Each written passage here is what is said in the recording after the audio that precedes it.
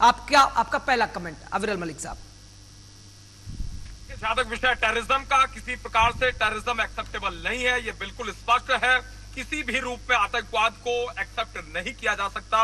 ये भारत का बिल्कुल स्पष्ट स्टैंड है, स्पष्ट मानना है। हमारी सरकार का बिल्कुल स्पष्ट स्टैंड है।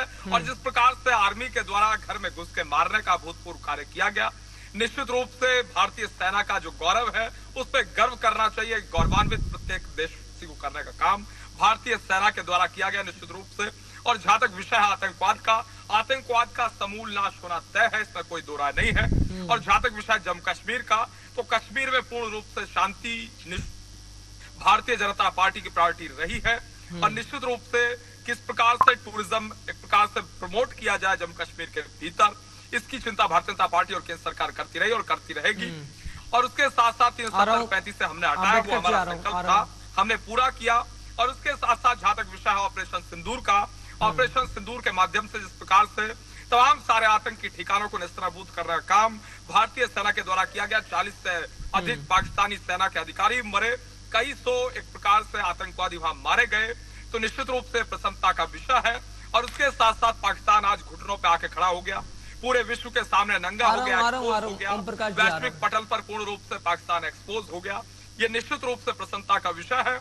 और किसी प्रकार से पाकिस्तान उभर नहीं पाएगा, ये बिल्कुल अब स्पष्ट हो चुका है। वैश्विक पटल पे पाकिस्तान नंगा हो चुका, अंतर्राष्ट्रीय स्तर पे न उनकी विदेश नीति है, कोई न रक्षा नीति है, ये भी बिल्कुल स्पष्ट हो गया। और पूरा पाकिस्तान आतंकवादियों के इशारों पे नाचता है, पाकिस्तान की सरकार आतंकी संगठनों के इशारों पे नाचती है, ये भी बिल्कुल स्पष्ट हुआ। जिस प्रकार से उनके जनाजों में शामिल होने के लिए पाकिस्तानी सेना के अधिकारी जा रहे थे, वो सबने देखा। और उसके साथ साथ जहां तक विषय भारत का, भारत आज विश्वगुरु के रूप में जिस प्रकार से उभर कर सामने आया है, वैश्विक पटल पर मजबूती के साथ सामने आया है, वो स्पष्ट रूप से सबको नजर आ रहा है। पाकिस्तान बॉयकॉटेड था, बॉयकॉटेड है, बॉयकॉटेड रहेगा। सिंधु जल निधि पर जो हमारा फैसला था वो बरकरार रहेगा, किसी प्रकार से कोई तब्दीली नहीं आएगी, ये सबसे प्रमुख विषय है।